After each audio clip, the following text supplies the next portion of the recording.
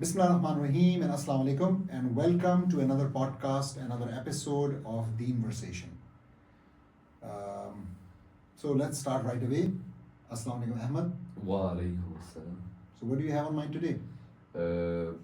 Well, today it's gonna be a challenging topic for you. I think not very challenging, but you've got to give us a few innovative thoughts. Mhm. So around my circles, of course, I deal with the youth a lot, and my friends and everyone, and we have so much pent up emotions and frustration towards so much, injustices in the world nowadays. We look at Gaza and we get so fired up, charged up, and there are so many. At the same time, there is so much that we could do, and there's so much that we can't do. That it really confuses us, and it puts us into this kind of Quagmire. quagmire. It puts us into this, absolutely. So we have no idea what we're doing, and we have all of these pent up emotions. And can you give us some outlets for our emotions? Like, what can we do as youth in this situation?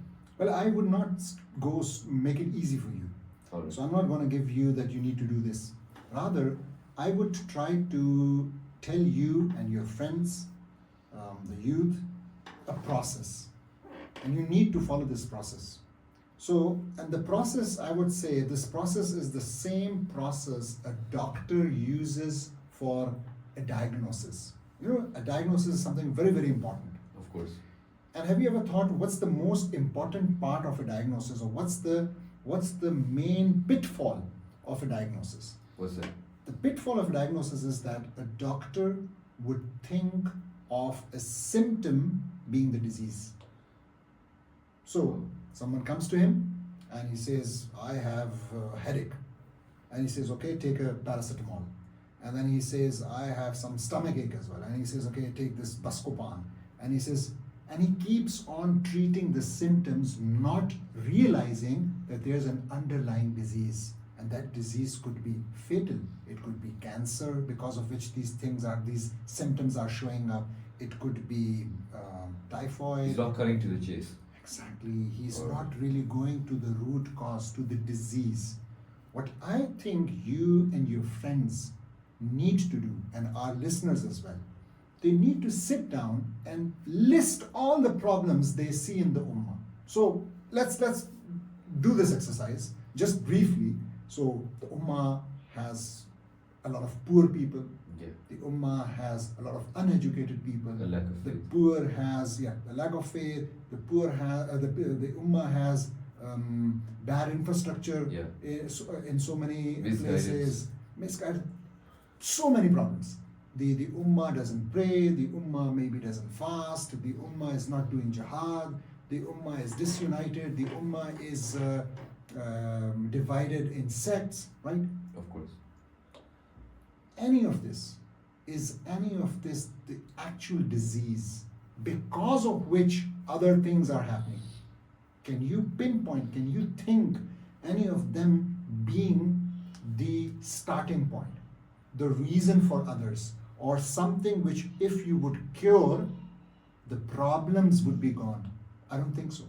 I don't think. These are all symptoms. Yeah, they're all. These are all symptoms, and we need to understand that. They all And branch from one thing. Yes, and the problem is when you cure the symptoms, the disease doesn't go away.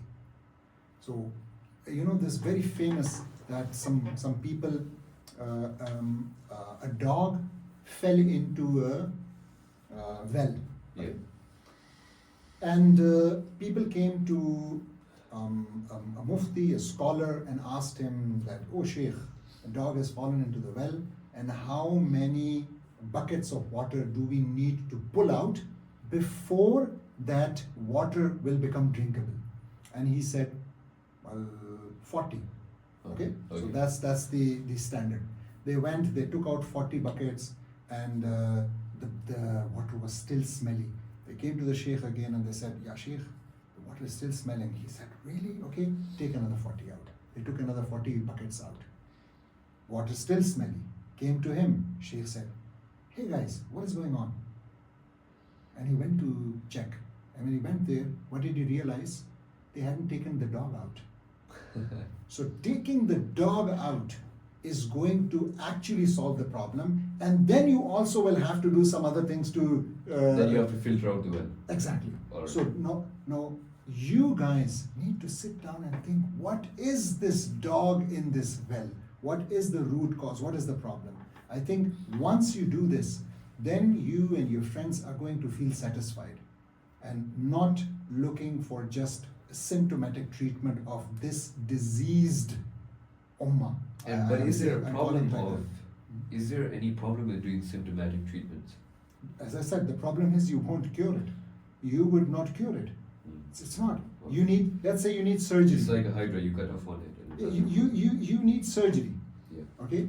And you are just putting band-aids on the patient. You need surgery, man. Alright. You need something major. So what if you would say, what is the thing that we're all missing? Why are we all going to the symptoms? So, okay, it's very clear that I would say it's the absence of Islam. Okay, so it's the Yes. absence of Islam. So what am I saying? I'm saying we as an ummah don't have Islam implemented on us, Islam being around us, Islam being the system, Islam, and that's why we have this issue of poverty, we have this issue of education, we have this issue of lack of technology, we have this issue of being politically Of course. blackmailed, all of these things. All of these. It's because of Islam, because Islam came to address these things. Islam is something which has policies for all these things. And If it you will re-envision all of these things, right? Exactly. Okay. So this is, I think, the major thing. If you and your generation, trust me, Ahmad, if your generation would get to this type of thinking, this differentiating between symptoms and disease, really our problems will very soon be gone. Okay, but our example, like our youth, me personally, we're like we might be in need of surgery. I might have my foot cut off, but all I have is a band-aid. I don't know how to do surgery. I don't have the sterilization equipment and all of the equipment that I need. I only have a band-aid, so I'll use that band-aid, but I don't have what I need. What do we do? Let's not take the metaphor too far. Okay. But the thing is, look, you don't need to become a surgeon. That's not what I'm saying. Alright. So if you look at it, in the Ummah we have scholars. Yeah. In the Ummah we have politicians. Yeah. But if you want to play your role, of course you will need to first get your personal act together. Alright. What do I mean? It doesn't mean you need to become a scholar. It doesn't Yeah. mean you need to have memorize the whole Quran before you start or learn Arabic. No. Yeah. But you need to have this mindset, this understanding that Islam has come. So two things you need to have. First, that Islam is there to solve our problems. Alright. We don't solve our problems before referring to Islam. Yeah. We don't do that. We don't. It doesn't make any sense. Islam will solve our problems. So we have to go back to Islam as soon as possible. That's one very important thing. And the second thing is that Islam is not something which we first individually perfect, And then somehow when all the individuals have it, then miraculously we will start living by Islam. No, it doesn't happen like that. It will be very few people who would have a good grasp of Islam and the understanding of a system, and then these people, they would ensure that the system is changed, the political system, the ruling system, whatever, is changed to... So we should be perfecting our system and ourselves in parallel. Perfecting is the wrong word. Okay, Perfecting sorry. is a dangerous word. Okay. Why? Because perfecting is like a catch-22. Perfection is only Allah. Yeah. Exactly, you'll never be there, and you'll always have an excuse. So Alright. you need to work on yourself. Yeah. Okay, and everyone does. I think I'm the person in this room who needs to do that most. Of course. I have no doubt about it. Yeah, Yeah. of course, thank you very much. I love you too.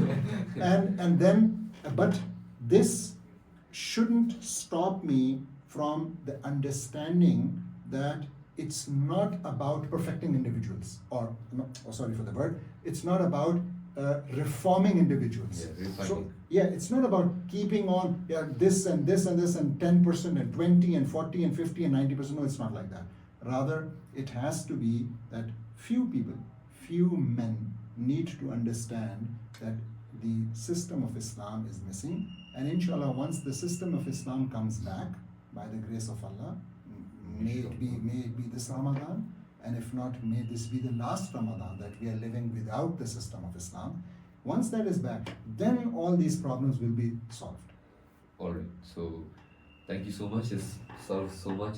But I think we should follow this up with another podcast where we talk about we have such a small role to play in society. So yeah, that's a good point. So the follow-up should be what exactly now you need to do. So there must be some steps as well. There must be some. I'll give a quick one and then we can discuss later. So you need to study Seerah.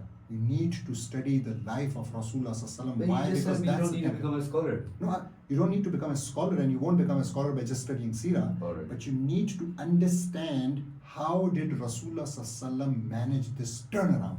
It was a huge turnaround. Okay. Right? So he changed not just the lives of individual Sahaba, he changed the whole society. So what exactly? So what did he do? What did he do? What were those steps? And then you have to keep on referring back to those steps. Okay. Thank you very much, listeners, for being with us, and see you tomorrow, inshallah, with another episode. Thank you. Assalamu alaikum.